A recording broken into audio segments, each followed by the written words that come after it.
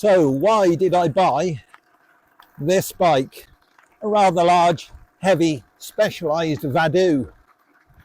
Well, I must admit a large part of it was the price, but I'll come on to that later. However, it doesn't matter how good the price is, if the bike doesn't do what you want it to, it won't be good value. So let's take a look at why I bought this bike, the price, and whether it's good value for me. In an earlier video, which is referenced above, one of the decisions was quite easy. That was that I wanted to get one e-bike. That's so I can potentially take the strain off of my stroke damaged brain. However, beyond that, I had a wide range of cycling wants and needs. How foolish was that? I wanted something that was a bit more sporty, that I could use on club runs and go quite fast on. And for that, I looked at the Mondraker Dusty. At the other end of my wants and needs, I wanted something that I could go touring on, panniers and all that. And for that, I focused in on a Canyon Pathlight SL. However, I've done the analysis, and although that Mondraker Dusty would be great for the faster rides, it wouldn't really be very good for touring. On the flip side, that Canyon Pathlight SL would have been great for touring, apart from its relatively small battery, but not very good for the faster rides. So in the end, I decided perhaps one bike won't do after all. I want two different bikes. Once I'd decided I need more than one bike, I could start thinking outside those two bikes that I'd identified. As my most pressing issue was my impending tour of Spain, I decided to focus on the touring aspects. I thought I wanted four different things. First of all, a bike that was well equipped for touring. Secondly, on my impending tour, charging might be more of a problem. So I decided I needed a bike with quite a large battery. I also wanted that battery to be removable. Lastly, reliability is all important. And for me, that probably means going for something that's not the latest technology.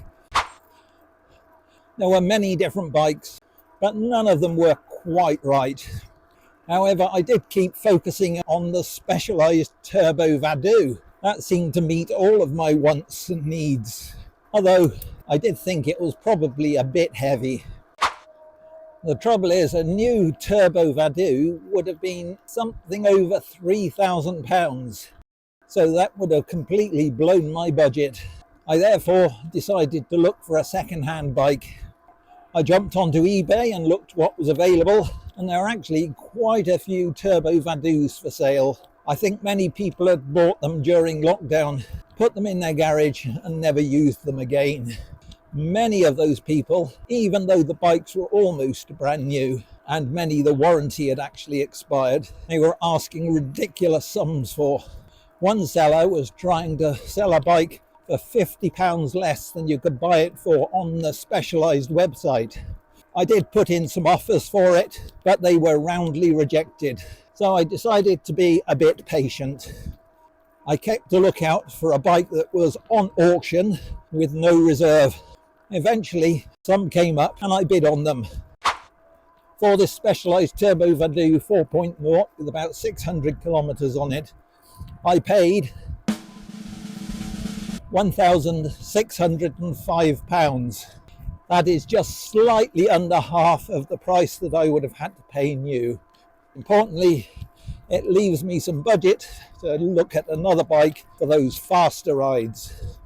So earlier I said, unless the bike does what you want to, no matter how cheap it is, it won't be good value. First of all, it's got those mudguards, lights and rack. Tick. It's got a 710 watt-hour battery. That's quite large. Tick. That battery is removable. Tick. And lastly, it's not new technology. Everything on this bike is at least 2 to 3 years old, so it's well proven. My searches on the internet also suggested that the bikes were actually quite reliable. Tick there. So will this bike suit my needs? I think the answer is, for the touring, a wholehearted yes. Oh look, black cat. But now if I want a bike for those faster club runs, All I've got to do is go out and find one. So what's the bike like to ride? Well, I'll cover that in a future review video.